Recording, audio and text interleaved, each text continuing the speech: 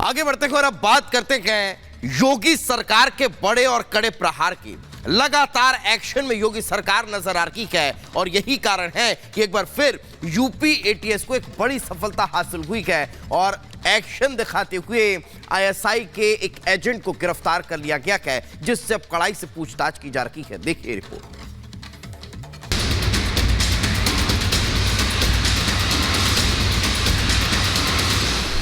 योगी के शिकंजे में खूंखार आईएसआई एजेंट,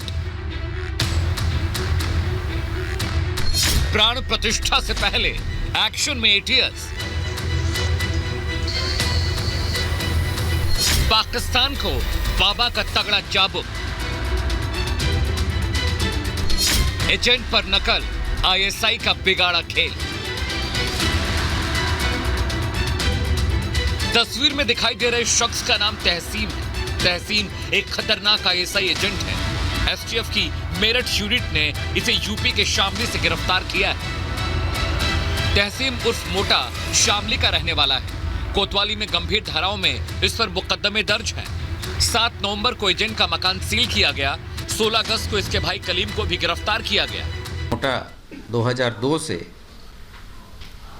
पाकिस्तान पहली बार अपने एक रिश्तेदार के यहाँ गया था। पाकिस्तान से लौटने के बाद इकबाल काना और कैसर ने तहसीन को फॉरेन करेंसी भेजना शुरू किया और ये करेंसी दिल्ली तथा अमृतसर से प्राप्त करता था, जहाँ की हैंडलर्स के द्वारा इसको चीज़ें पहुंचाई जाती थी। पहली बार कैराना शामली के अमीर अहमद के साथ 70,000 रुपये नकली नोट के साथ पकड़ा गया तथा दूसरी बार रमन शर्मा के साथ लगभग 8 लाख की करेंसी के साथ दिल्ली में पकड़ा गया। तीसरी बार अमृतसर पंजाब में इसकी गाड़ी में लगभग 22 लाख रुपए की नकली करेंसी नोट पाई गई थी, जहां से ये जेल गया था। हाई सिक्योरिटी के बीच आईएसआई एजेंट तहसीन को शामली की कोतवाली पुलिस को हैंडओवर किया गया है। अयोध्या में राम मंदिर की प्राण प्रतिष्ठा से पहले आईएसआई एजेंट की गिरफ्तारी पुलिस के लिए एक बड़ी कामयाबी है। व्यक्ति आईएसआई के साथ मिलकर एक अपराधी षड्यंत्र तथा अवैध असलाह को एकत्रित कर देश की एकता, अखंडता, संप्रभुता तथा यहाँ के जो सामाजिक समरसता को बिगाड़ने की प्रयास में था।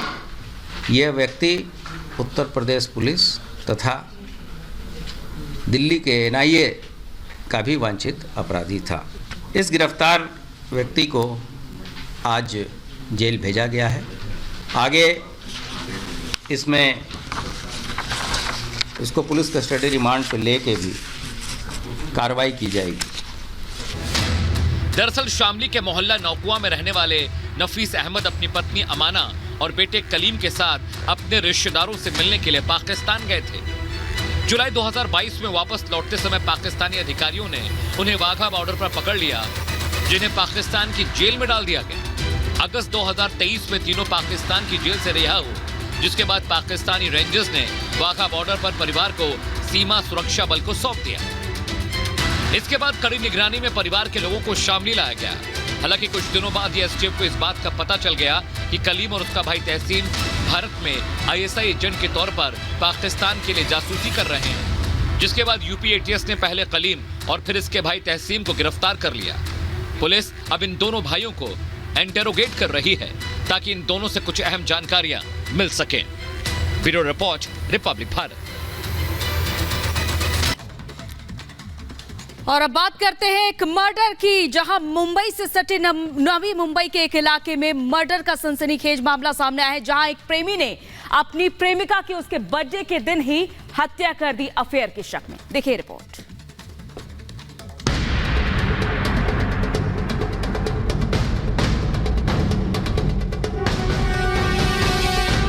गर्लफ्रेंड का बर्थडे, गिफ्ट में मौत, मोहब्बत में शक, फिर काम तमाम। पहले बर्थडे, फिर प्रेमिका का डेथ डे। इलाका तुर्भे, नवी मुंबई। मायानगरी मुंबई से सटे नवी मुंबई के तुर्भे इलाके में मर्डर की एक सनसनीखेज घटना सामने आई है, जहां एक प्रेमी ने अपनी बैंक मैनेजर प्रेमिका को मौत के घाट उतार दिया। ये तस्वीर बैंक मैनेजर अमित कौर और उसके बॉयफ्रेंड शोएब शेख की है। दोनों एक दूसरे से बेइंतहा मोहब्बत करते थे, लेकिन शक के चलते शोएब ने अमित कौर को मौत के घाट उतार दिया। पुलिसिया पूछताछ में शोएब ने बताया कि दोनों की मुलाकात कुछ महीने पहले सोशल मीडिया के जरिए हुई। 8 जनवरी की रात शोएब अपनी प्रेमिका का जन्मदिन मनाने के लिए नवी मुंबई के तुर्भे इलाके में पहुंचा, जहां उसने पहले अमित कौर का बर्थडे सेलिब्रेट किया और फिर गला घोटकर उसकी हत्या कर दी। आरोपी शोएब शेख को अपनी प्रेमिका पर शक था कि उसका किसी अन्य लड़के के साथ अफेयर चल रहा है और इसी बात से शोएब काफी ज्यादा गुस्सा हो गया। पहले कमरे के अंदर बर्थडे मनाया और आखिर में उसी कमरे में अपनी प्रेमिका का गला दबाकर उसको मौत के घाट उतार दिया।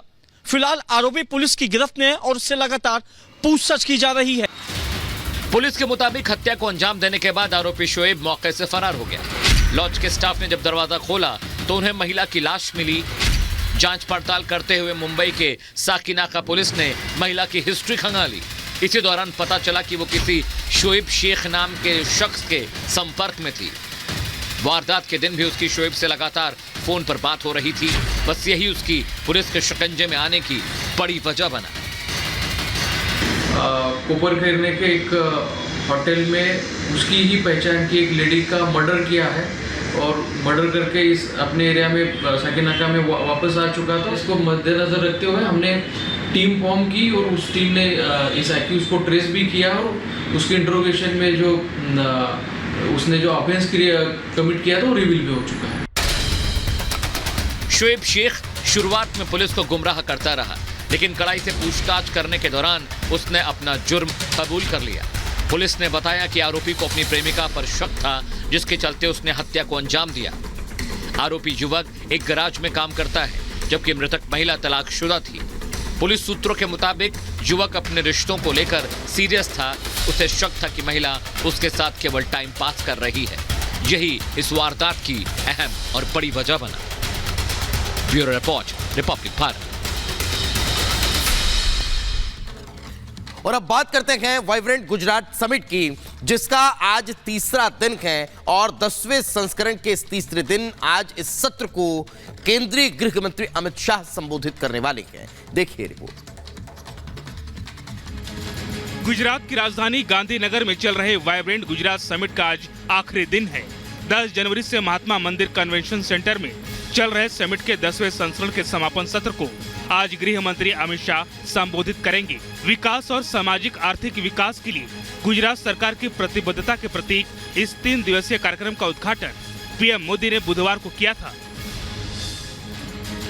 भविष्य का प्रवेश द्वार विषय पर शिखर सम्मेलन में देश विदेश के राजनेताओं के साथ कई बिजनेसमैन, आर्थिक जगत के विशेषज्ञों ने अलग अलग मुद्दों पर अपनी राय रखी। पीएम मोदी जब गुजरात के मुख्यमंत्री थे तब उन्होंने साल 2003 में पहली बार वाइब्रेंट गुजरात समिट की शुरुआत की थी। तब से लेकर अब तक 9 बार ये समिट हो चुका है। ये ग्लोबल समिट का 10वां संस्करण है, जिसमें कुल 34 भागीदार देश और 16 भागीदार संगठन में भाग ले रहे हैं। Bureau report, Republic Bharat.